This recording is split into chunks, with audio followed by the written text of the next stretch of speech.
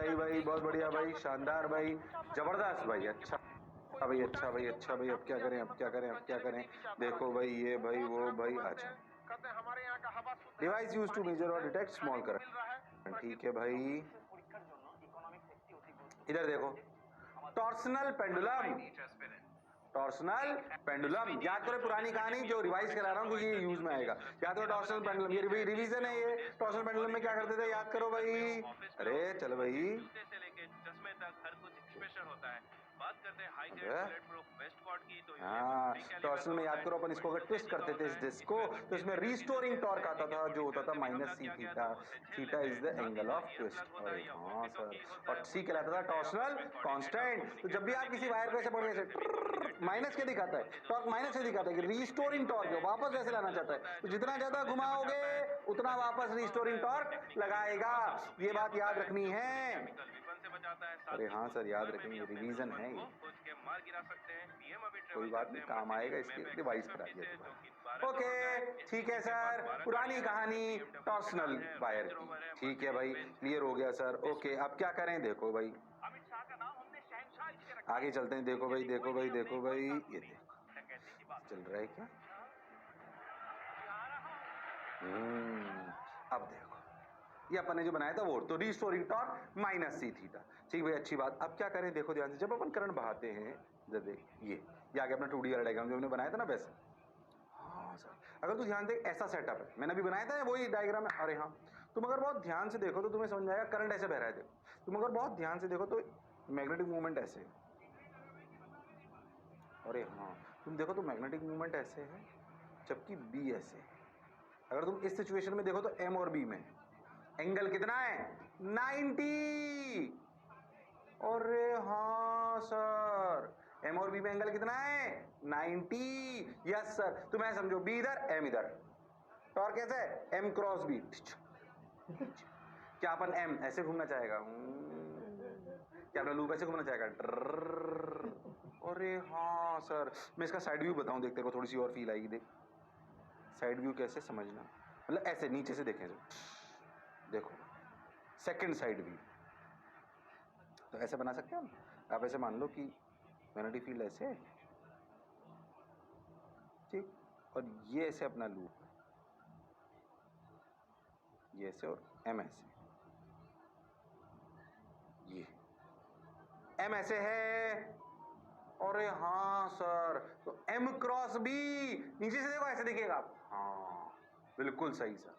अब देखो एम और बी में कितना एंगल, 90। अब इस एम क्रॉस बी में टॉर्क की वजह से आपको नहीं लगता कि ये ऐसे घूमेगा, कौन, लूप।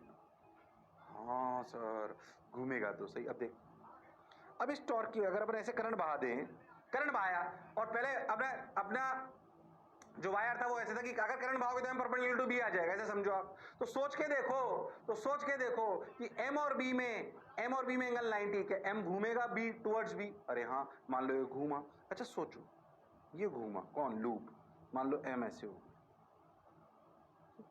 सोचो जितना ये एम घूमा, जितना ये एम घूमा, क्या उतना ही वायर ऊपर का ट्विस्ट हुआ। मान लो एम घूमा थीटा, क्या theta is equals to angle of twist. अरे हाँ सर, जितना ये लूप घूमेगा क्या उतना टॉर्सनल वायर, क्या उतना टॉर्सनल वायर ट्विस्ट हो जाएगा। हाँ सर, बात तो आपकी बिल्कुल सही है। सोच के देखो, जब ये टॉर्सनल वायर, देखो एम क्रॉस बी का टॉर्क किधर आ रहा है, ऐसे देखो एम क्रॉस बी का टॉर्क किधर आ रहा है, अंदर। Torque of M cross B is अंदर, इस डायग्राम में देखो। पर सोचो कि अगर आपका थीटा अंदर है तो सी थीटा का टॉर्क बाहर आएगा। टॉर्क ऑफ वायर क्या बाहर।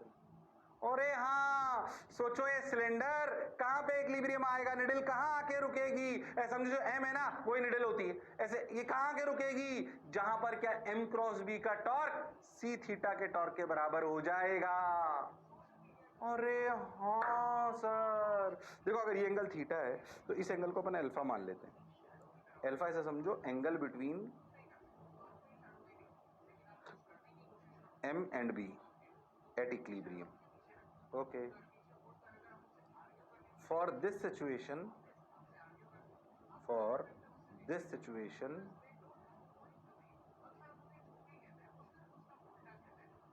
alpha equal to 90 minus theta. अरे हाँ सर, फॉर दिस सिचुएशन अगर हम m और b का इनिशियल एंगल 90 ले लें तो क्या alpha equal to 90 minus theta? बिल्कुल सही सर, आपने बिल्कुल सही बोला सर, सच्ची बात सर, बढ़िया बात सर। तो एंगल ऑफ ट्विस्ट आ गया। ओके, बात तो सर आपकी बिल्कुल सही है, जोरदार है, मजेदार है, शानदार है। अब क्या करें सर? ठीक, खैर 90 माइनस थीटा वाइटा छोड़े अपन, तो अल्फा की value upon for this situation 90 minus theta, हम तो अल्फा के टर्म्स में करेंगे। अल्फा क्या है? m और b का एंगल, बीच का एंगल। थीटा क्या है? Angle of twist. अगर इनिशियल एंगल 90 था तो कुछ और भी हो सकता था ना, इसलिए मैं 90 मैं स्टैंडर्डाइज नहीं कर रहा हूं, बात को समझें। तो क्या ये एंगल 90 माइनस थीटा हो गया, पर हम तो अल्फा के टर्म्स में समझाएंगे। आप समझे? at equilibrium torque of m cross b should be equal to torque of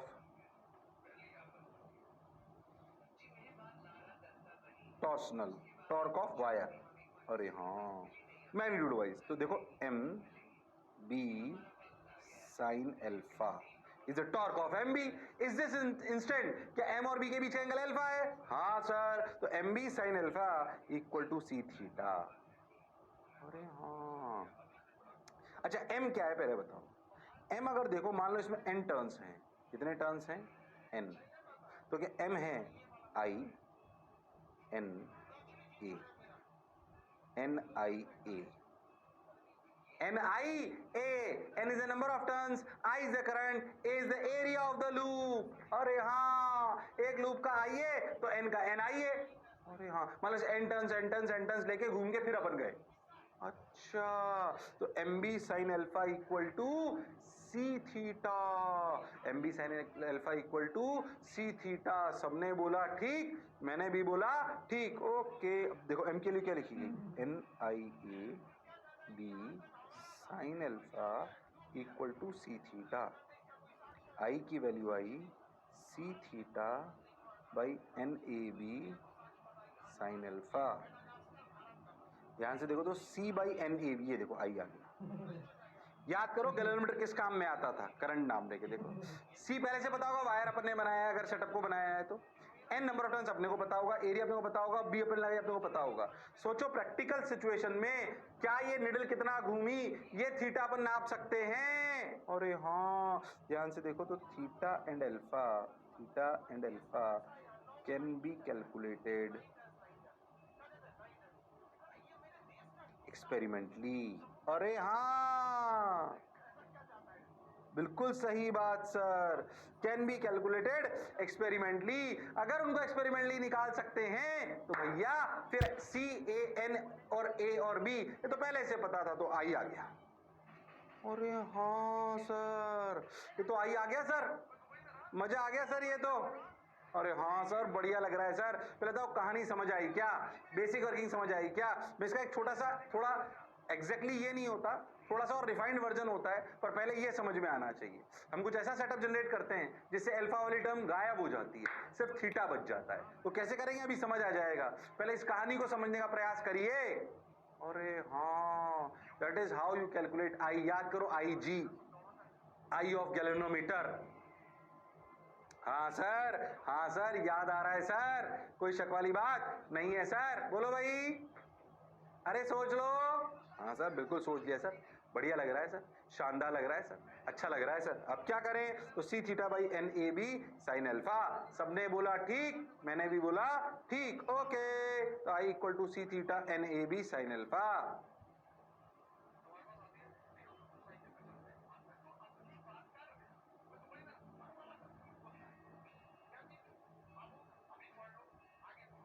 अब सुन, ये बात तो सर हम समझ गए, अच्छी भी लग रही है सर, बढ़िया भी लग रही है सर, शानदार लग रही है सर। ठीक, ये देख इसका एक और टॉप व्यू, हो देखो घुमाया, ऐसे घूम सकता है। अरे हाँ सर, बिल्कुल वही तो बनाया था हमने। ये देखो, ये एम, ये बी, ये घूमा, ये थीटा, ये अल्फा। ओ हो, angle of twist, angle between, area vector, ओ हो, तो C theta by A B sine alpha. अरे हाँ, अपन लिखा ना आई, नीचे लिखा ना आई, क्या लिखा देखिए ना, उसने एक लूप ले लिया, अपन ने एन ले लिए। हाँ, तो ए लिख लिया उसने खाली, अपन ने एन नंबर ऑफ टर्न्स ले, ठीक। हाँ सर, जो पढ़ा जो समझा बिल्कुल सही है, थोड़ा एनिमेशन से दिखा दिया, आपको अच्छा लगे, बाकी नॉर्मल से। ओके, अब एक्चुअली क्या है, मैंने आपको बोला ना, तुम ध्यान से देखो, तो इसमें समस्या ये है, इसको एन लिख लेते हैं ताकि आपको कंफ्यूजन दूर हो जाए, N A B sine N. तो ध्यान देखो, तो इसमें थीटा और एल्फा, एल्फा अलग एंगल है, थीटा अलग एंगल है। ऑल दो इस पर्टिकुलर सिचुएशन के लिए एल्फा के लिए 90 माइनस थीटा है, तो अपन रख सकते हैं। बट क्या है कि ये आई और थीटा में ना लीनियर रिलेशन नहीं है, आई एंड थीटा में लीनियर रिलेशन नहीं है। किसी भी सेटअप के लिए अगर लीनियर आ जाए तो क्या कहानी बहुत आसान हो जाती है, अपने को समझ में आ जाएगा भाई। अगर लीनियर आ जाए बिल्कुल, तो अपने को पता पड़ जाएगा भाई, 1 डिग्री अगर एंगल घूमे तो 5 एम्पियर करंट है, या 1 डिग्री एंगल घूमे तो 0.01 एम्पियर करंट है, तो 2 डिग्री में 0.02 एम्पियर है। तो काफी आसान हो जाती है कहानी, स्केल बनाना भी बहुत आसान हो जाता है। जैसे जैसे एंगल घूमे उस जगह पे अगर पता पड़ गया कि 1 डिग्री में 0.01 घूमता है, तो भाई अपन जहां पे 1 डिग्री घूमा वहां 0.01 लिख दो, फिर 0.02, 0.03, और स्केल बहुत लीनियर बन जाता है और सेटअप बहुत आसान हो जाता है। पर क्योंकि नीचे साइन अल्फा आ रहा है 90 माइनस थीटा, तो भैया ये आई लीनियर वेरिएशन नहीं है। तो किसी ने बोला हमारे पास एक बढ़िया टाइप की मैग्नेटिक फील्ड होती है जिसे हम कहते हैं हॉर्सशू मैग्नेट। क्या कहते हैं? Horseshoe magnet. अच्छा, ये हॉर्सशू मैग्नेट टाइप की जो मैग्नेटिक फील्ड होती है, ये हमें क्या फायदा पहुंचाएगी, मैं बताता हूँ। ये हॉर्सशू टाइप की मैग्नेटिक फील्ड अपने को फायदा पहुंचाएगी कि साइन अल्फा हमेशा बन रहेगा, मतलब एम और बी के बीच का एंगल हमेशा 90 रहेगा। अच्छा, हाँ, तो उससे अपने को फायदा हो जाएगा। कैसे? अब सुनो, जो रिलेटिव में मूविंग कॉइल गैल्वेनोमीटर होते हैं वो हॉर्सशू मैग्नेट के साथ होते हैं। देखो ऐसे, ये इस तरह की सिलिंड्रिकल शेप की हॉर्सशू मैग्नेट होती है। इसमें क्या होता है, ध्यान से समझो आप, कि मैग्नेटिक फील्ड ऐसी होती है, मतलब इस प्रकार, ध्यान से समझो, ये मैग्नेटिक फील्ड होता है,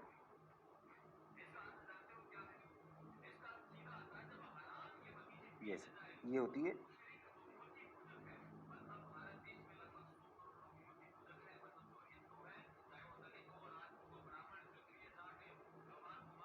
समझ आ रहा है? ये बेसिकली ऐसे ऐसे रेडियली टाइप्स होती है,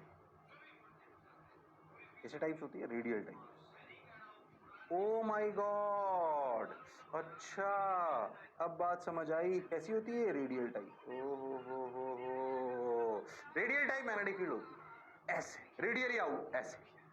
अच्छा, इससे फायदा क्या होता है? इससे फायदा होता है कि देखो, जब आप एम आपका ऐसे है, ये लो इनिशियल सिचुएशन, फायदा होता है कि देखो जब आपका एम ऐसे है, इस सिचुएशन में angle between M and B is 90। अब मान लो कि आपका जो लूप है वो घूमा, बिल्कुल घूमा साहब, लो ये घूम गया। मान लो नई सिचुएशन में ऐसे आया, देखो ये,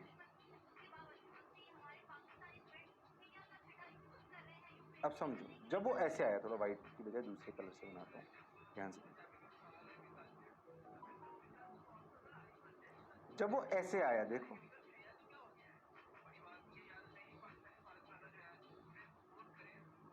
तो सोचो ये वाली लाइंस जो है ना, ये मैग्नेटिक फील्ड हो गई। अब फिर से सोचो एम और बी में, अब ये वाली लाइंस उसके क्रॉस करने लग गई, ये ऐसे वाली। अरे हाँ, तो अभी भी एम और बी में एंगल कितना है? 90। ओ हो, इसका मतलब ये नहीं है कि एंगल ऑफ ट्विस्ट नहीं आया, एंगल ऑफ ट्विस्ट तो थीटा ही है, पर angle of because of this, because of horseshoe magnet और रेडियल फील्ड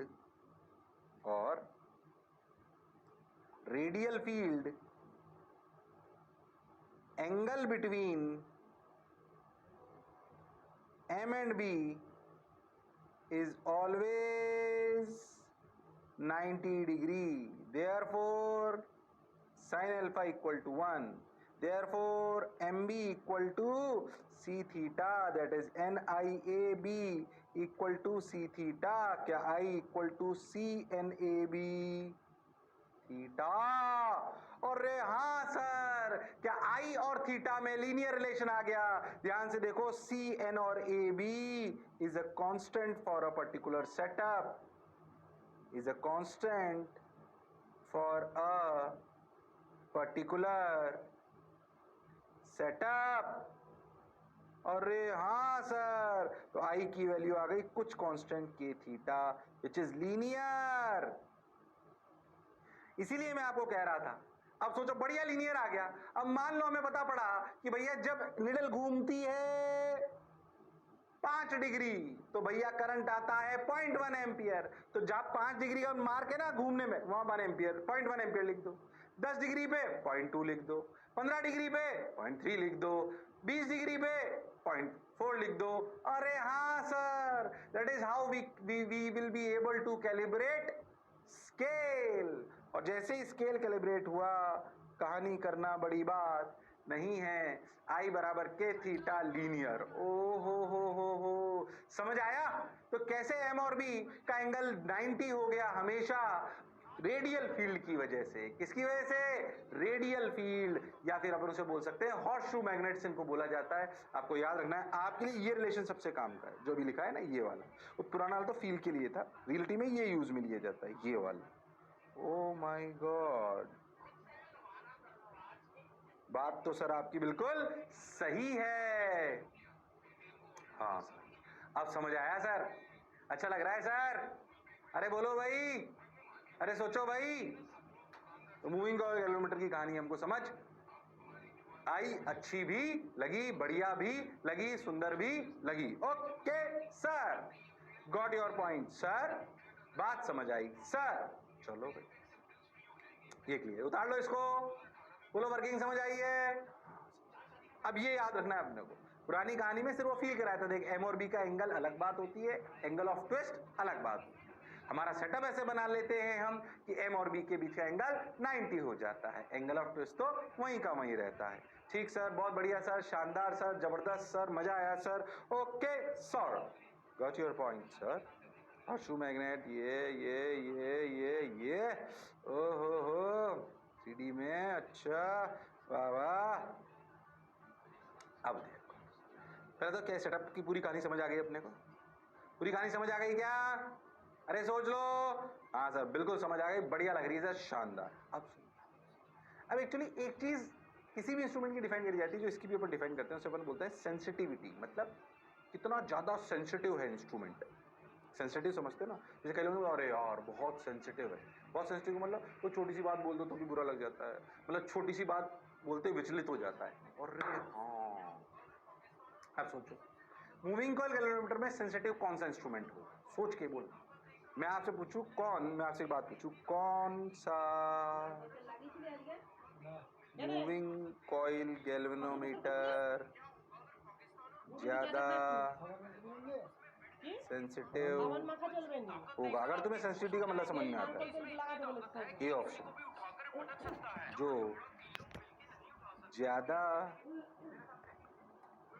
जो ज्यादा करंट पर कम घूमे. बी, जो कम करंट पर ज्यादा घूमे. पहले बताओ तुम, किस इंस्ट्रूमेंट को ज्यादा सेंसिटिव कहना चाहिए? कौन सा मूविंग कॉइल गैल्वेनोमीटर ज्यादा सेंसिटिव होगा? जो कम करंट पे ज्यादा घूमे या ज्यादा करंट पे कम घूमे? बोलो. जो मैंने अभी सेंसिटिव का मतलब समझाया ना, मानव व्यवहार के माध्यम से. हाँ, ये और बहुत सेंसिटिव है, कुछ भी बोलो तुरंत बुरा मान जाता है, विचलित हो जाता है छोटी सी बात पे. बोलो, तो कौन सा इंस्ट्रूमेंट ज्यादा सेंसिटिव होगा? जो कम करंट पे ज्यादा घूमे या ज्यादा करंट पे कम घूमे? बोलो, अरे बोलो, अरे बोलो. लॉजिकली सोचो, तो जो कम करंट पे ज्यादा घूम जाए वो ज्यादा सेंसिटिव. हाँ, जो कम करंट पर ज्यादा घूम जाए. अच्छा, हमें कैसा मूविंग कॉइल कैलोमीटर चाहिए, सेंसिटिव कि बिना सेंसिटिव, सेंसिटिव कि बिना सेंसिटिव। पहले बात ये समझ में आया, जो कम करंट में ज्यादा घूमेगा वो ज्यादा सेंसिटिव। हाँ, हमें अच्छी रीडिंग के लिए, अच्छी रीडिंग और एक्यूरेट रीडिंग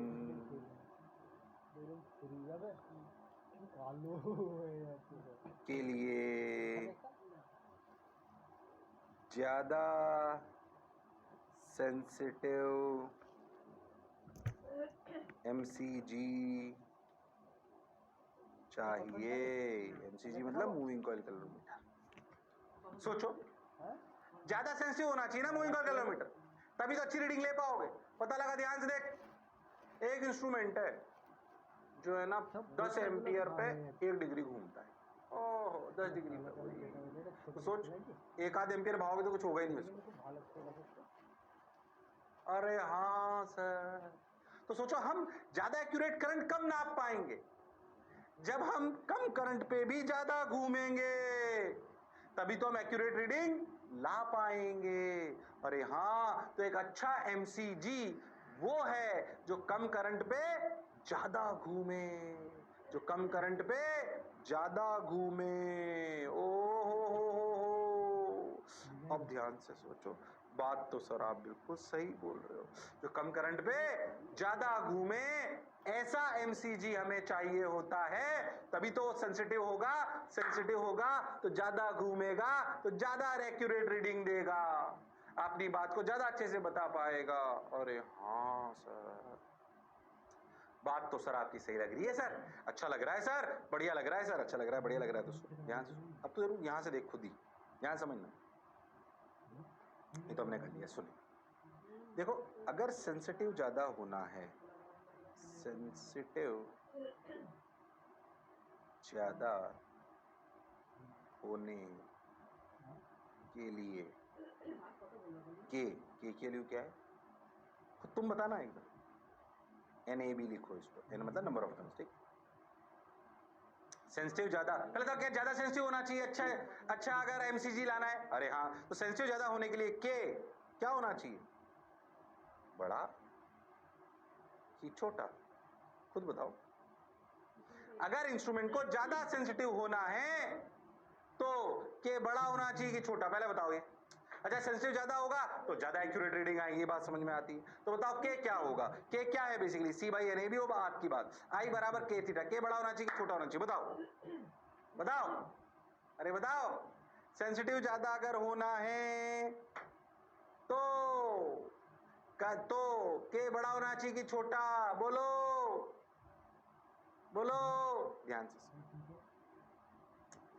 क्या अगर मैं आई सेम ले लूं और 2 सेटअप ले लूं, आई K1 थीटा 1, आई K2 थीटा, तो अब ध्यान से सुन जो कह रहे, दोनों को डिवाइड कर लो, तो K1 theta 1 equal to K2 theta 2। अब ऐसा समझो कि आई अगर सेम रखा, आई अगर सेम रखा और हमें पता पड़ा कि थीटा 1 बड़ा है थीटा 2 से, तो सोच के देखो, थीटा 1 बड़ा है थीटा 2 से, तो K1 छोटा है K2 से। अब मुझे पहले ये बताओ कि थीटा 1 अगर बड़ा है, सेम करंट पे ज्यादा घूमे, तो क्या थीटा 1 वाला ज्यादा सेंसिटिव है? सेम करंट के लिए, ध्यान से सुनना, सेम करंट के लिए थीटा ज्यादा होना चाहिए। मान लो थीटा 1 ज्यादा था तो भैया K1 तो कम होना चाहिए। अरे हाँ, मतलब के होगा जितना छोटा उतना ज्यादा इंस्ट्रूमेंट होगा सेंसिटिव। अरे हाँ, तो पहली बात क्या समझे, बताओ, सेंसिटिविटी क्या होती है भैया, ऐसा समझो, सेम करंट अगर 2 एमसीजी में बहाएं तो जो ज्यादा घूमेगा वो ज्यादा सेंसिटिव है, क्योंकि तभी तो एक्यूरेट रीडिंग दे। तो ज्यादा सेंसिटिव करने के लिए के छोटा होना चाहिए।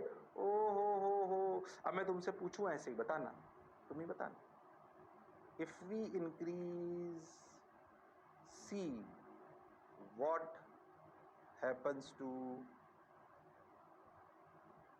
sensitivity? बोलो, अगर मैं C torsional constant wire change कर दूं, ऐसा वायर लगा दूं जिसका C ज्यादा हो, तो बताओ सेंसिटिविटी का क्या होगा? बोलो, सेंसिटिविटी का क्या? सर सेंसिटिविटी ना सर, C बढ़ेगा तो सर K बढ़ जाएगा, और K ज्यादा मतलब सेंसिटिविटी कम, तो घट जाएगी। ओहो हो, वैसे बहुत सारे सवाल पूछ सकता हूं कि if we decrease A, what happens to sensitivity? बोलो बोलो, A घटाएंगे तो K बढ़ेगा, तो सेंसिटिविटी घटेगी। If we increase B, what happens to sensitivity? If we increase B, what happens to sensitivity? बोलो भाई, what happens to sensitivity? अरे हाँ सर, sensitivity increases, क्योंकि अगर B बढ़ेगा तो K घटेगा, K घटेगा तो sensitivity बढ़ेगी। अरे हाँ सर, तो अगर कभी सेंसिटिविटी पे भी बात कर ली जाए तो हमें कहानी समझ आनी चाहिए, इसमें कोई शक और संशय वाली बात नहीं है। अरे is that clear to everyone? हाँ सर, बात तो आपकी बिल्कुल सही है सर।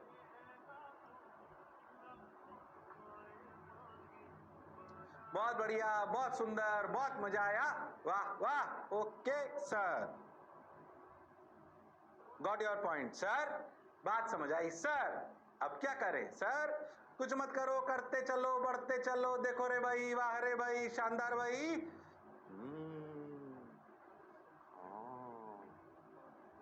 लेस करंट मोर डेविएशन, ओहो, वह इंस्ट्रूमेंट ज्यादा अच्छे होंगे, वो सब लिख लिया हमने, सब पहले ही कर लिया हो तो हमने। ओहो हो, एक खतरनाक सवाल करा दूं? खतरनाक सवाल है, मैं मान रहा हूं कि टफ है पर कर सकते हैं हम। ऐसा समझो स्टाइल मारू सवाल, खतरनाक ही लिखो, खतरनाक सवाल। ओ तो मूविंग कॉइल कैलोमीटर की कहानी चल रही है भाई साहब। So in a moving coil calorimeter, torque on the coil can be expressed as torque equal to K I. बिल्कुल सही है, हम जानते हैं टॉर्क इक्वल टू के आई, हम जानते हैं। तो where I is current through the wire and K is constant, बिल्कुल जानते हैं भाई। टॉर्क होता है तो के आई टाइप ही तो होता है, तभी तो अपन ने लिखा था टॉर्क, वही तो आया था। अपने टॉर्क क्या लिखा था, याद करो, टॉर्क जो अपना आया था वो क्या आया था? वो आया था sir N I A B. तो ध्यान से देखो तो इसको ऐसे लिख सकते हैं, एन ए बी इंटू के आई, इसको इन्होंने के बोल दिया, बस ठीक है सर। तो ध्यान देखो, तो एन ए बी की वैल्यू इन्होंने के बोल दी।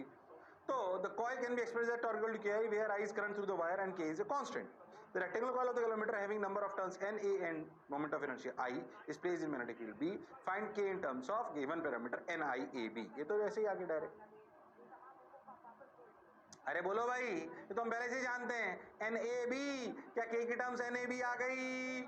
हाँ सर, ये तो टॉर्क आया था एम क्रॉस बी, एंगल था 90 डिग्री हमेशा, तो एन आई ए बी, तो टॉर्क जो आया कॉइल पे वो ये है भाई। तो के की वैल्यू आ गई एन ए बी। एन क्या है? नंबर ऑफ टर्न्स, ए क्या है? एरिया, बी क्या है?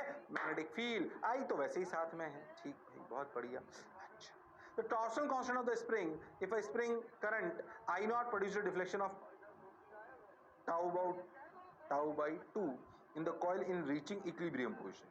The torsional constant of the spring, if a current I naught produces a deflection of pi by 2 होगा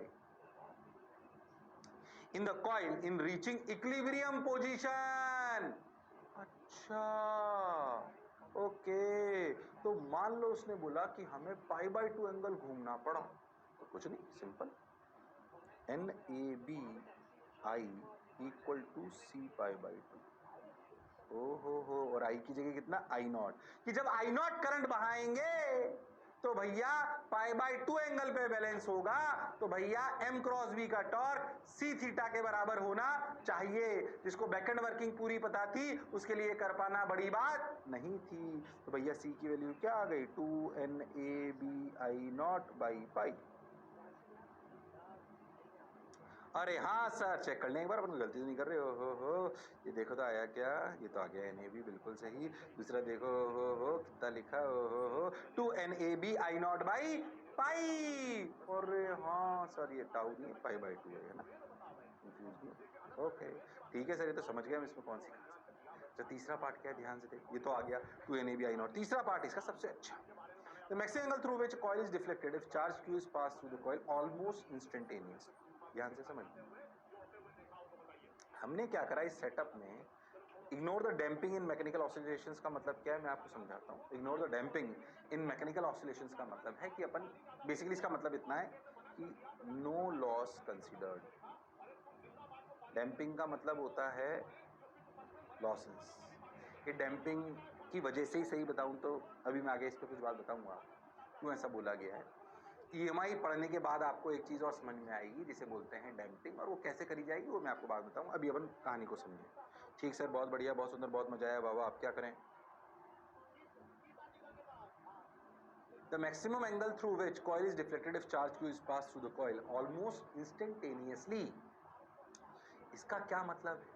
इसका मतलब है कि भाई मान लो मैं इस कॉइल से एकदम से झटके से क्यू चार्ज फ्लो करा दूं, तो आई कितना हुआ पहले तो इससे मान लो मैंने क्यू चार्ज फ्लो करा दिया। ऐसे अपना लूप था, ऐसे समझे लूप था। हाँ सर, ये अपना लूप था। ऐसे इधर से करंट आया और अपन ने ऑलमोस्ट क्यू इंस्टेंटेनियसली बाहर।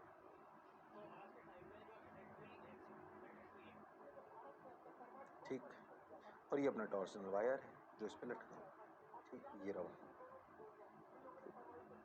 अब क्यू इतना इंस्टेंटेनियस था कि इस क्यू इंस्टेंटेनियस की वजह से मान लो Q instantaneous in dt time and dt tending to 0। अब ध्यान समझना, इस dt टाइम में करंट इन dt टाइम कितना आया पहले तो ये बताओ sir. Current in dt time तो आया sir, current in dt time तो आया sir, current in dt time आया सर q बाई dt। बिल्कुल सही, q बाई dt। अरे q चार्ज फ्लो कर गया dt टाइम में। हाँ सर, तो करंट आ गया सर q बाई dt। सबने बोला ठीक, मैंने भी बोला ठीक। अब याद करो, तुम एक बात जानते हो क्या, कि tau vector dot dt equal to change in angular momentum. Actually इस dt टाइम में इस करंट की वजह से m और b का एंगल तो 90 था, आप ऐसे समझ लो। मैग्नेटिक फील्ड तो अपनी ये कैसे था, m तो बाहर था, और अपन जानते हैं कि जो अपनी मैग्नेटिक फील्ड होती है वो ऐसे, वैसे भी अपन रेडियली फील्ड लेते हैं। तो सोचो टॉर्क इन dt टाइम कितना सर, m क्रॉस b, यानी कि mb। m कितना sir, i into n into a into B. अरे हाँ टॉर्क तो यही है। आई कितना sir, Q N A B D T. अरे हाँ, तो सोचो टाउ डी टी की value I Q N A B. अरे हाँ सर, पर टाउ डी टी तो sir change in angular momentum L final minus L initial, an initial तो 0 है क्योंकि आपका लूप इनिशियली रेस्ट पर है। अरे हाँ सर, बात तो आपकी बिल्कुल सही है सर। सोचो जैसे ही झटके से चार्ज हुआ ना, क्वाच, एकदम से एंगुलर मोमेंटम आ गया कितना, क्यू एन ए बी। अच्छा, एंगुलर मोमेंटम होता क्या है, आई ओमेगा। तो Q N A B equal to I omega. तो just after D T time जो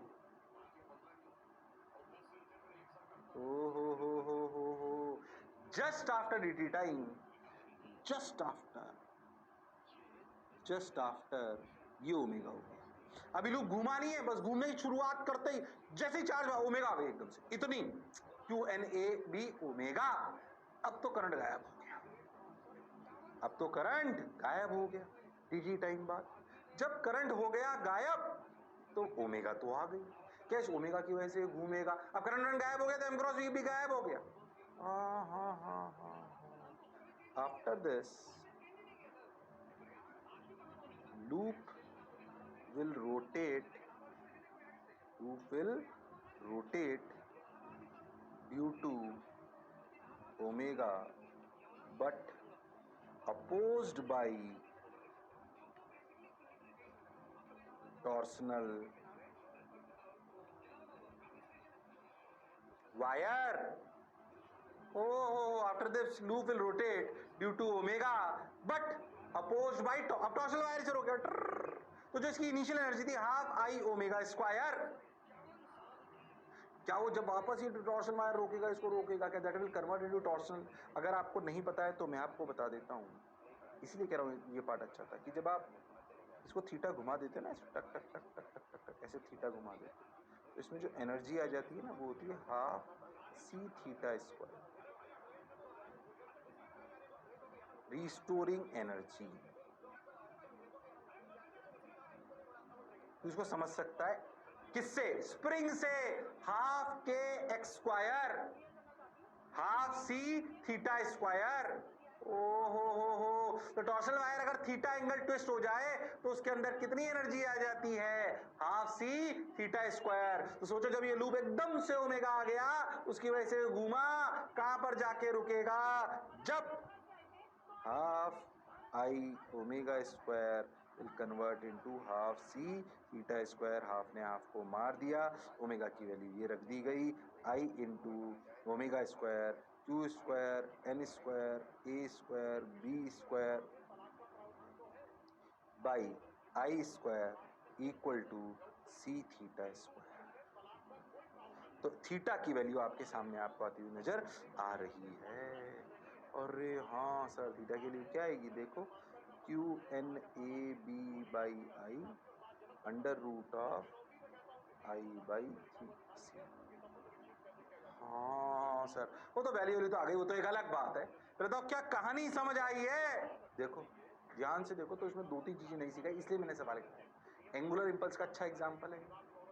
मैंने सवाल कटा ऐसे नहीं तुम्हें डराने के लिए. ध्यान से देखो, आप टॉर्शनल वायर की एनर्जी की कंसेप्ट सीख गए, हाफ सी थीटा स्क्वायर. अरे हाँ सर, और इंस्टेंटेनियस से आप एंगुलर इंपल्स कर पाइए. एंगुलर इंपल्स तो लगाई अपन ने. अरे हाँ, बात तो सर आपकी बिल्कुल सही है, जोरदार है, मजेदार है, शानदार है. बोलो क्लियर? अरे सोच लो. हाँ सर, बिल्कुल क्लियर है सर, बढ़िया है सर, शानदार है सर, जानदार. बोलो क्लियर? लो आ गया. ऐसे सॉल्व करेंगे तब आंसर है. ये N A B Q upon root I C. वो आई को अंदर ले जाओ तो रूट आई सी लिख लो, ऐसे लिख लो. उसमें क्या है, जैसे तुम तो क्या कहानी समझ में आई है? हाँ सर, कहानी समझ भी आई है, सवाल भी जोरदार. अब प्रैक्टिकली बताओ ना, तो ये जैसे अगर आप मूविंग ग्राउंड पर देखो तो आप ऐसे गए तो अगर कोई लॉस नहीं हो रहा है ना, आप ऐसे घूमे तो एक पोजीशन में आएगी जहां पे सी थीटा बैलेंस करता है एम क्रॉस बी. अगर तुम यहाँ देखो तो ऐसे जाके कोई लॉस नहीं हो रहा तो ऐसे ऐसे नाचेगा. उसको रोकने के लिए भी एक अलग तरीका होता है जिसे बोलते हैं डेड बीट गैल्वेनोमीटर. वो एडी करंट्स में आता है ईएमआई के बाद, ऑल्दो वो बहुत कोर्स का पार्ट नहीं है. अभी तो उसमें ज्यादा कुछ की जरूरत नहीं. अच्छा, एक मन में प्रश्न और आता है कि सर आपने बोला था कि गैल्वेनोमीटर ज्यादा करंट नहीं नाप सकता. इसलिए नहीं नाप सकता कि जो वायर आप लेते थे बहुत लाइट, बहुत पतले लेते जो लपेटे हुए होते हैं. तो वायर्स और द इंस्ट्रूमेंट यूज और the setup use is very light. अगर हम इसको बहुत ज्यादा ले लेंगे तो लॉसेस बहुत बढ़ जाएंगे. अरे हाँ, इसलिए हम सेटअप के वायर्स को बहुत हैवी नहीं ले सकते. मोटो मोटो करंट ले लियो भैया, हिलेगा ही नहीं वो ड्यू टू इनर्शिया. अगर वो हिलेगा ही नहीं ड्यू टू इनर्शिया और लॉसेस ज्यादा होंगे, so we have to keep. हमें एक बात याद रखनी है, वी हैव टू कीप. ये एक अलग बात जो याद करो कि we have to keep wire and setup very light, so we can minimize losses, or otherwise setup will not move due to inertia, and that is why we can measure. ये मैं उसके लिए दिखा रहा हूँ, किसके लिए? Moving galvanometer. That is why we, सवाल से रिलेटेड नहीं है, कहानी से रिलेट करके उसको बात बता रहा हूँ. That is why we can measure smaller value of current. That is how we can measure smaller value of current. Okay, sir. We have to keep wire and setup very light so we can minimize losses, or otherwise setup will not move due to inertia, and that is why we can measure smaller value of current. और याद करो IG क्योंकि smaller value नाप पाता था, इसीलिए क्या metre बनाने की जरूरत पड़ती थी. अरे हाँ सर, बहुत बढ़िया डिटेल में मैंने ना तुम इतनी देर 40-50 मिनट पूरा मूविंग कॉइल किलोमीटर समझाया. गलत मत कर देना. एक खतरनाक सवाल भी बताया. सही बताऊं तो 15 मिनट में भी खत्म कर सकता था, और मैंने बिल्कुल जल्दबाजी नहीं करी. और आगे भी मैं आपको बहुत सारी चीजें पढ़ाऊंगा बढ़िया डिटेल में. बोर्ड के हिसाब से ही बहुत बढ़िया होगा, आपके कॉम्पिटेटिव एग्जामिनेशन के हिसाब से बहुत बढ़िया होगा. फील कराने का प्रयास करूंगा आपको.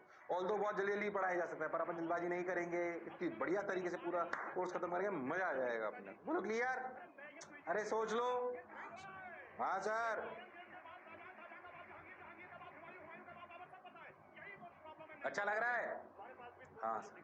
तो मैं आपको पढ़ा रहा हूँ खुश करने वाला नहीं, सिलेक्शन दिलाने वाला. सही बताऊं तो दो तरीके से पढ़ाया जाता है. खुश करने वाला, आसान आसान चीजें पढ़ा दी, बच्चा बहुत खुश. लेकिन बच्चों को पता नहीं पड़ता कि उसका सिलेक्शन के लिए नहीं पढ़ाया. मैं आपको ईमानदारी से कह रहा हूँ, मैं ईमानदारी से आपको सिलेक्शन के लिए पढ़ा, और हर चीज कवर कर रहा हूँ धीरे धीरे, और प्रयास कर रहा हूँ. तब भी पढ़ा रहा हूँ, इसलिए आसान नहीं पढ़ाऊंगा. कॉम्पिटेटिव एग्जामिनेशन की बात कर रहे हैं यार, पर उठा बिल्कुल बेसिक से रहा हूँ. गड़बड़ नहीं करनी है. खुश वाला पढ़ना है कि सिलेक्शन वाला पढ़ना है? हाँ, सिलेक्शन वाला पढ़ना है. हाँ सर. चलो भाई, बहुत बढ़िया, बहुत सुंदर, बहुत मजा आया. वाह वाह. ओके, ये कहानी अपनी चलती रही सर. मजा आ गया सर, आनंद आ गया सर. ओ हो. बोलो क्लियर? ये इतनी देर से नहीं सुनाई आपको MCG यानी कि मूविंग कॉइल गैल्वेनोमीटर की. शानदार सवाल कराया, सेंसिटिविटी पढ़ाई, क्यों कम करंट नापता ये बताया. अब अपन अगर बात करें तो बेसिक प्रॉपर्टीज. अब जो भी 2-4 लेक्चर चलेंगे, जो भी अपने 2-3 लेक्चर अब और आने वाले हैं, वो याद रखो, वो थ्योरेटिकल बेस्ड है. इसलिए जैसे मुझे याद है आपको याद रखना चाहिए. मतलब याद ज्यादा करना है. फील में आपको करा रहा हूं, मतलब प्रयास करूंगा मैं आपको फील कराने की. बहुत ज्यादा उसमें अंदर नहीं घुसना है, क्योंकि वो थोड़ा केमिस्ट्री जैसा पार्ट आएगा धीरे धीरे. मटेरियल के बारे में, प्रॉपर्टीज के बारे में, तो आपको किसी भी मटेरियल की प्रॉपर्टीज याद होनी चाहिए. मैंने तो बनाई नहीं उनको, तो कुछ चीजें, अब मैक्सिमम चीजें याद करनी होगी. अब उनको समझ के याद करने का प्रयास करेंगे, ताकि आपको बात समझ आ जाए. बोलो क्लियर है क्या? अरे सोच लो.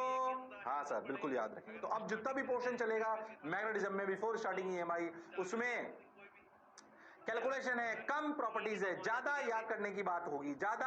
इसलिए आपको मास्टर की बात सुनकर समझकर याद करने का प्रयास करना है. कहानी शुरुआत करते हैं जो अपन पहले भी कर चुके हैं. मैग्नेट की प्रॉपर्टीज आप लोग जानते हो, आप ध्यान से समझो. अगर अपन बात करें तो दो टाइप की मैग्नेट्स होती है. Natural magnet, they occur in nature and have a week magnetic field. थोड़ी मैग्नेट की प्रॉपर्टीज की तरफ अपन चलते हैं.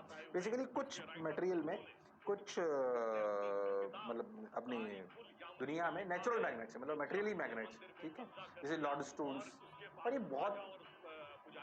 बहुत ज्यादा तगड़ी मैग्नेट्स नहीं होती.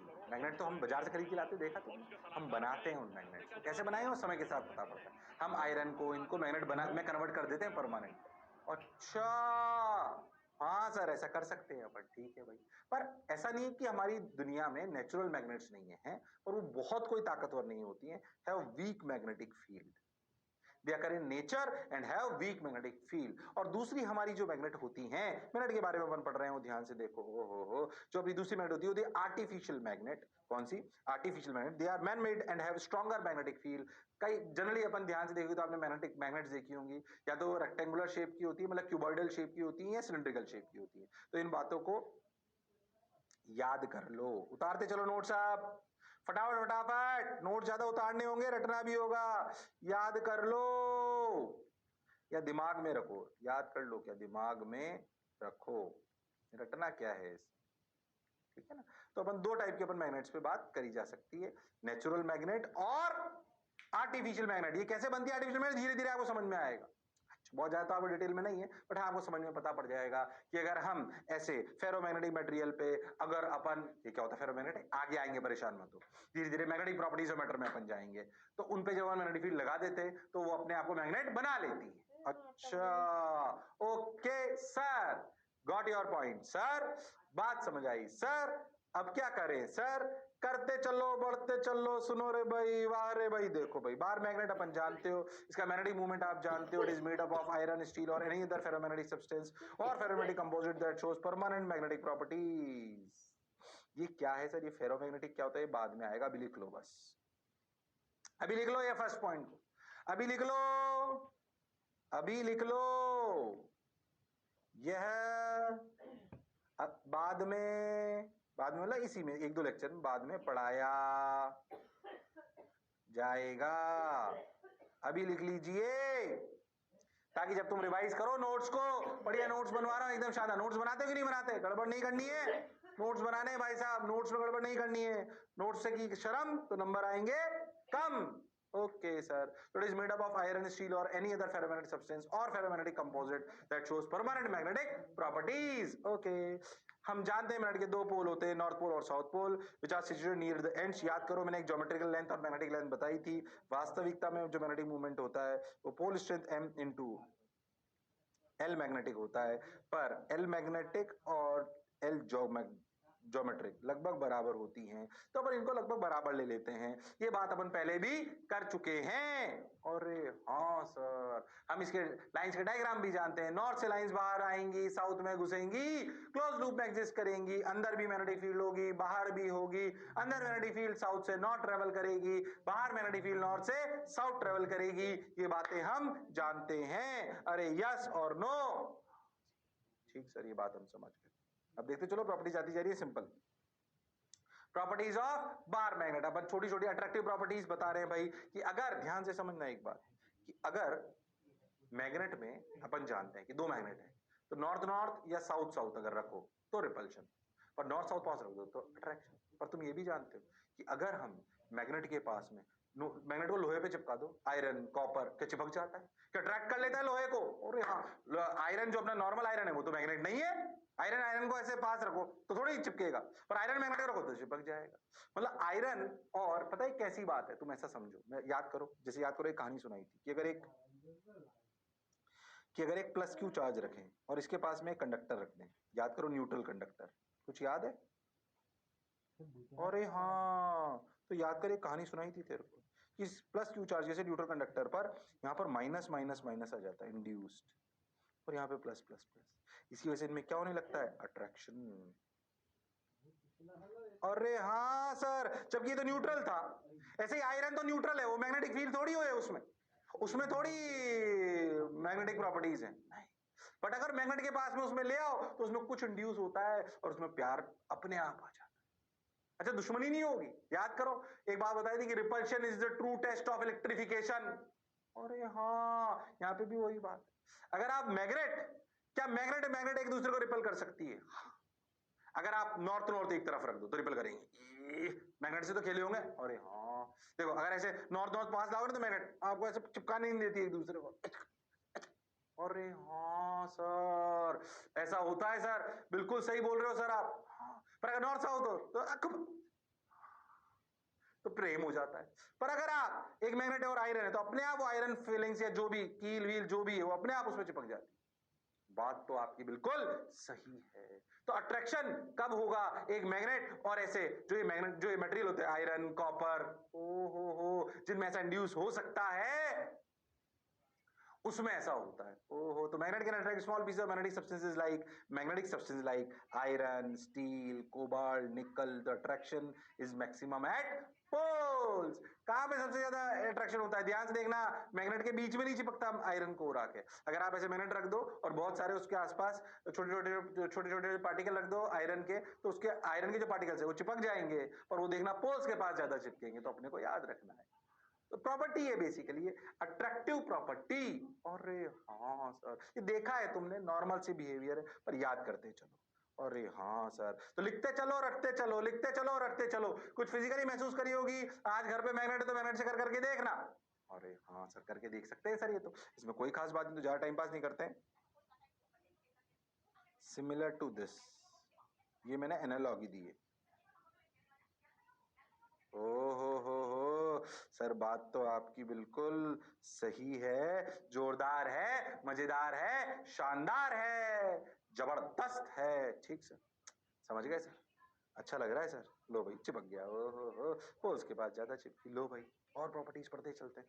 डायरेक्टिव प्रॉपर्टी, डायरेक्टिव प्रॉपर्टी क्या है? When suspended freely the magnet aligns itself to that north pole points towards the magnetic north pole of the अर्थ।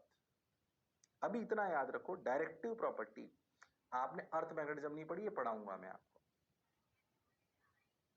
ज्यादा समझ तब आएगी, अभी लिख लो सर, आएगी जब हम अर्थ मैग्नेटिज्म पढ़ लेंगे। याद करो, ये भी रटने जैसा ही होगा। अब जितने भी लेक्चर है सब रटने जैसे हैं। याद करो, मैंने शुरुआत बोली थी कि सोलर फ्लेयर्स आती हैं, हमारे अर्थ में एक मैग्नेटिक फील्ड होती है जो हमें बचाती है, ये वही है।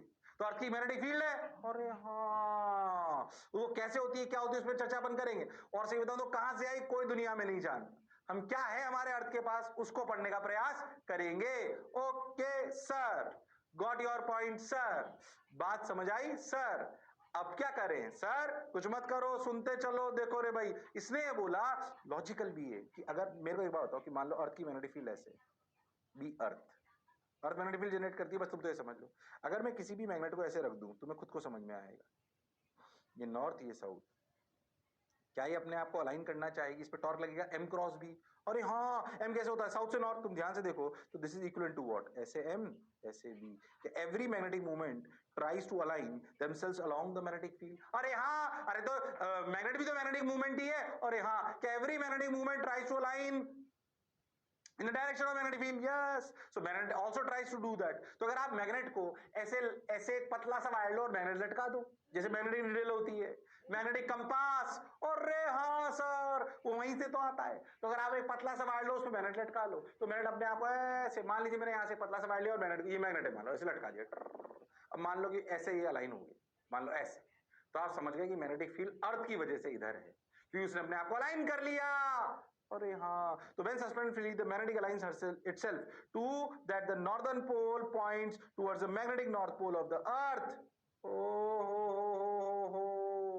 हाँ, तो बेसिकली ये भी आप इतना समझो कि मैग्नेटिक निडल या magnet align themselves in the direction of earth's magnetic field।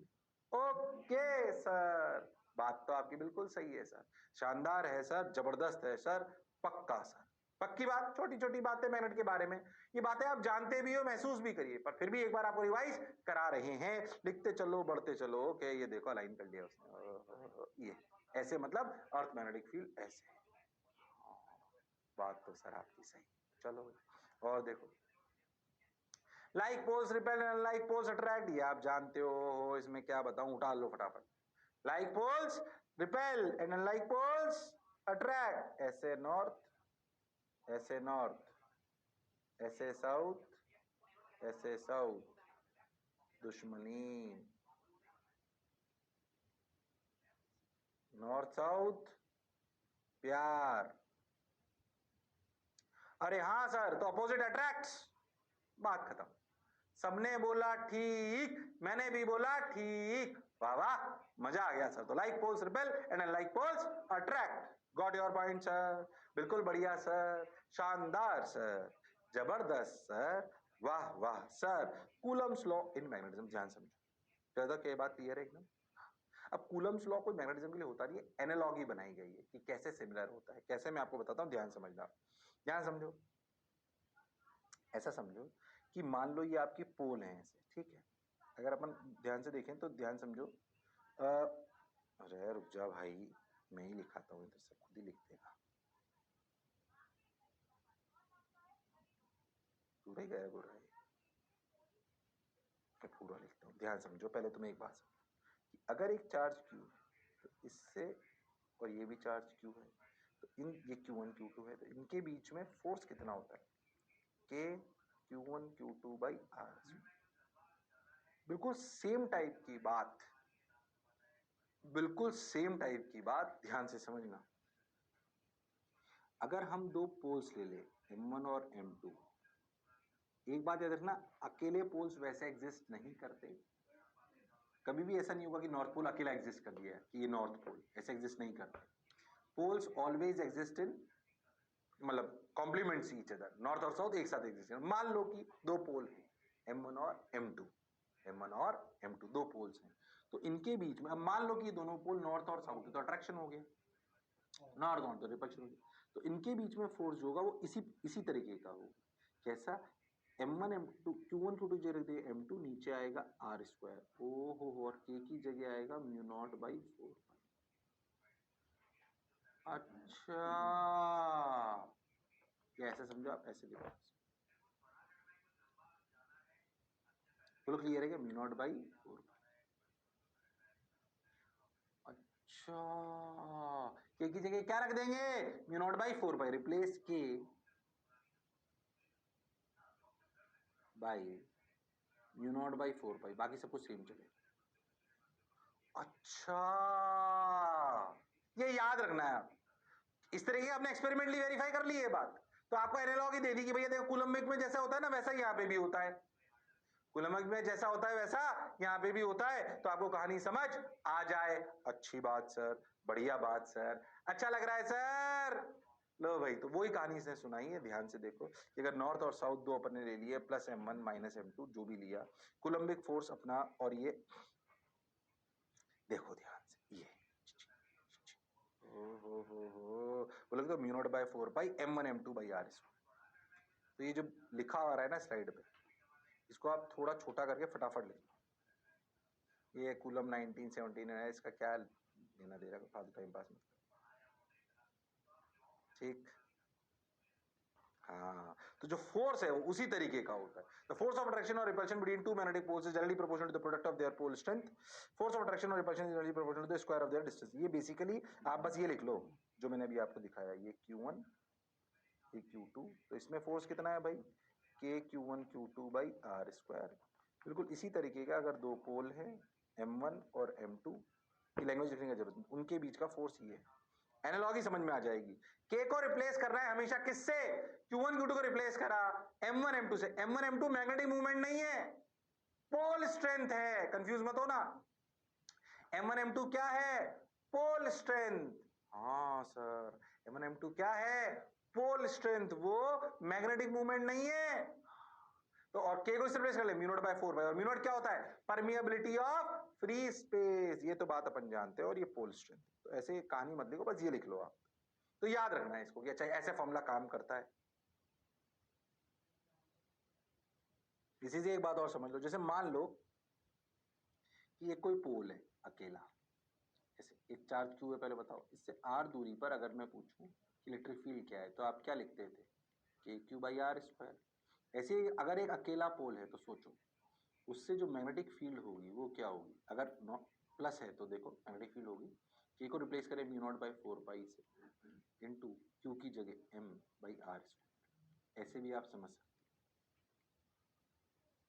हो। हो ये याद रखना है, हालांकि ज्यादा नहीं आते हैं। के को किससे रिप्लेस करना है? Mu naught by 4 pi, Q को m से, और r तो r है ही। फिर मैं कह रहा हूं अकेले पोल एग्जिस्ट नहीं करते, पर अगर करे तो ऐसा होगा। तुम ध्यान से देखो तो जो आपकी मैग्नेट है ना, ये अगर बहुत ध्यान से देखो तो आपको समझ में आएगा माइनस क्यू और प्लस क्यू का कॉम्बिनेशन जो होता था ना डाइपोल, ये सिमिलर टू डाइपोल है। ओ हो, अरे हाँ सर, बिल्कुल डाइपोल ही तो है ये। अरे हाँ, तो पता है जो डाइपोल पढ़ा था ना आपने, पूरा क्या पढ़ा था? डाइपोल, एग्जैक्टली वो यहां पे चलता है। एग्जैक्टली मैग्नेट के फॉर्मूले मैग्नेटिक फील्ड के एग्जैक्टली सेम पर चलते हैं डाइपोल के। तो जिसको डाइपोल आता होगा उसको कहानी आगे की पूरी समझ आएगी अच्छे से, बिल्कुल उससे से सिमिलर करते चलेंगे। याद करो डाइपोल पे पढ़ा था electric field on the axis of a dipole, electric field on the perpendicular bisector of a dipole, electric field at a general point of a dipole. और हाँ, वही कहानी यहाँ पे आती जाएंगी। अभी आप पहले इस बात को समझो कि magnet is exactly similar to dipoles. हो, बात तो सर आपकी बिल्कुल सही है, क्रिस्टल क्लियर है, समझ भी आ रही है। अरे बोलो पक्का? अरे सोच लो। हाँ सर, अच्छा लग रहा है सर।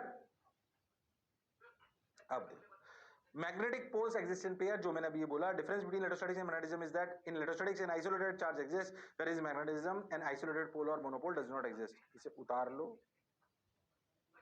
उतार लो, एन याद रख लो, ये याद रखना। इसीलिए मैंने बोला कि इसमें मोनोपोल्स एग्जिस्ट नहीं करते, मतलब सिंगल पोल एग्जिस्ट नहीं करता, तो फिर वो सिंगल चार्ज वाली कहानी नहीं उठा के पूरी मैग्नेट कन्वर्ट हो गई डाइपोल में, चाहे प्लस माइनस एक साथ एग्जिस्ट करते थे। अरे हाँ, इसीलिए डाइपोल वाली पूरी कहानी एग्जिस्ट कर गई किसमें? अरे बोलो भाई, अरे सोचो भाई। समझ आया सर? अच्छा लग रहा है सर? फील आ रही है सर? फिर कह रहा हूं अब एक दो लेक्चर पूरे याद करने जैसे, नोट्स बना लो, काम आएंगे हर एग्जाम में। अच्छी बात सर, ये हमें समझ आ गया सर। और देख, अगर सोच, मैं आपसे क्या, इसने क्या बोलने का प्रयास करा, अगर आप मैग्नेट को तोड़ दो आधा, ऐसे तोड़ते चलो टक टक टक, तो क्या नॉर्थ पोल साउथ पोल अलग अलग हो जाएंगे? नहीं, वो फिर क्रिएट होते जाएंगे। इफ वी कट डाउन और break magnet, again new north और साउथ एग्जिस्ट। क्योंकि ऐसे थोड़ी होगा कि लाइंस नॉर्थ से नॉर्थ में घुस जाएंगी, तो नॉर्थ से साउथ ही होंगे, तो जैसे काटोगे नॉर्थ साउथ फिर बन जाएगा, नॉर्थ साउथ फिर बन जाएगा, नॉर्थ साउथ फिर बन जाएगा। हाँ, इनका मैग्नेटिक मूवमेंट कम हो जाएगा, सोच के देख। हाँ सर, क्या कम हो जाएगा? हाँ, मैग्नेटिक मूवमेंट कम हो जाएगा। क्यों? क्योंकि याद करो, पोल स्ट्रेंथ इनटू एल। अरे हाँ सर, बात तो आपकी बिल्कुल सही है। तो if we cut down the magnets, if we cut down the magnets, again north and south will create, again north and south will create. ऐसा नहीं इधर नॉर्थ है साउथ तो काट दो, तू साउथ हो गया तो नॉर्थ हो गया, ऐसा नहीं हो सकता। वो एग्जिस्ट साथ ही करेंगे, तो फिर नॉर्थ साउथ एग्जिस्ट हो जाएगा। पर ध्यान से देखो, अगर आप ऐसे काट रहे हो, तो ध्यान से देखो, अगर आप ऐसे काट रहे हो तो मैग्नेटिक मूवमेंट डिक्रीजेस। बट क्यों भाई? क्यों मैग्नेटिक मूवमेंट होता है? अगर आपने ऐसे काटा तो पोल स्ट्रेंथ तो उतनी ही रही। अच्छा, पर भैया मैग्नेटिक मूवमेंट घट गया m इंटू एल की वजह से, एल कम हो गया ना। बात तो सर आपकी सही है, बिल्कुल। बोलो क्लियर? अरे सोच लो। हाँ सर, लो भाई।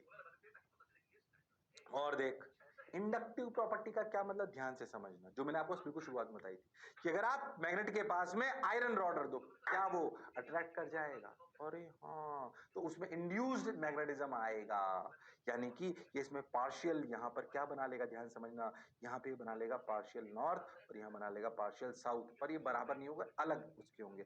तो ये नॉर्थ बनाकर अपनी तरफ क्या कर लेगा?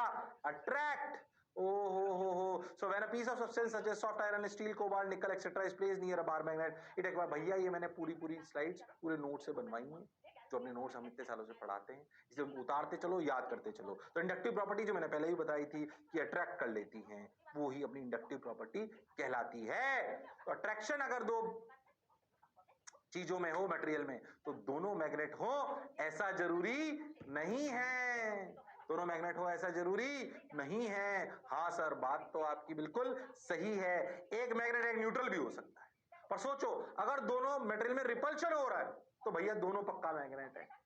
अरे हाँ, अगर अपन मैग्नेटिक प्रॉपर्टीज पे बात कर रहे हैं। ओके सर, बात तो आपकी बिल्कुल सही है सर। ये हो गया अट्रैक्शन। हो, ये बात बोलो क्लियर? अरे सोच लो। हाँ sir, repulsion test to determine which is magnet and which is iron using a magnet. मान लो ये दो लटके हुए, अब तुम्हें क्या पता करना है कि to determine which is magnet and which is iron using a magnet, इसमें से एक मैग्नेट है एक आयरन है। अरे हाँ, तो बोलो आप कैसे नोन मैग्नेट से पता करोगे कि कौन मैग्नेट है कौन आयरन है? बोलो, सोच के देख, दो चीजें लटकी हुई है, तुझे नहीं पता कि कौन आयरन है कौन मैग्नेट है, पर तेरे पास एक मैग्नेट और है जिससे तू पता कर सकता है। बोल कैसे? बहुत सिंपल। देखो, जो मैग्नेट होगी, अगर मैं अपनी मैग्नेट को पकड़ूं, उसका नॉर्थ पोल को पकड़ूं, अगर ये मैग्नेट है तो इसके एक पोल पर अट्रैक्शन होगा, एक पर रिपल्शन होगा। पर अगर दोनों पे अट्रैक्शन हो जाए, मतलब ये मटेरियल है। अरे हाँ, फेरोमैग्नेटिक मटेरियल, मैग्नेटिक मटेरियल जो अट्रैक्शन शो करता है। अरे हाँ सर, देखो तो ऐसे, ये हो दोनों तरफ अट्रैक्शन, यानी कि मैग्नेट यानी कि मटेरियल। अब देख, रिपल्शन, अट्रैक्शन मतलब मैग्नेट। ओ हो, क्या कहानी समझ आई? कहानी खुद लिखो, कहानी खुद लिखो। कैसे पता पड़ा कि अगर दोनों दोनों एंड्स पर अट्रैक्शन हो जाए तो आयरन, एक पर अट्रैक्शन एक पर रिपल्शन हो तो मैग्नेट। इसीलिए बोलते हैं कि repulsion is the true test of magnification, मतलब मैग्नेटिज्म, या वैसे ही repulsion is the true test of electrification. अरे यस और नो? यस सर, बात तो आपकी बिल्कुल सही है सर, जोरदार है सर, मजेदार है सर। बोलो क्लियर। अब ऑबिक प्रॉपर्टीज खत्म हुई, इसी स्लाइड से आगे कहानी चालू करूंगा। याद करना, अगले जो अपनी चीजें कहना चालू होंगी वो होंगी डाइपोल वाली। तो आपको क्या पढ़ के आना है? डाइपोल। मैं भाई साहब बहुत जल्दी खत्म करूंगा इसको। आपको डाइपोल रिवाइज करके आना है, डाइपोल रिवाइज करना है, वरना अगला लेक्चर समझ नहीं आएगा। मास्टर फटाफट पढ़ाएगा, क्योंकि बिल्कुल सिमिलर टाइप की चीज है। इलेक्ट्रिक फील्ड क्या होती है एक्सिस में, परपेंडिकुलर पे क्या होती है, टॉर्क क्या होता है, डाइपोल पूरा रिवाइज करके आना है। बिल्कुल वैसे रिपीट चलेगा। डाइपोल पूरा 1.5 लेक्चर पढ़ाया होगा मैंने तुम्हें, यहाँ पे 15 मिनट में भी नहीं पढ़ाऊंगा। बोलो क्लियर। अरे सोच लो, क्या सब ईमानदारी से डाइपोल पढ़ के आएंगे? हाँ सर, पढ़ के आएंगे। तो अगले टर्न पर इसी जोश और जुनून के साथ अपन कहानी को चालू करेंगे। तब तक लड़ते रहिए पर पढ़ते रहिए, मास्टर की बात सुनते रहिए। See you, sayonara, take care, bye bye.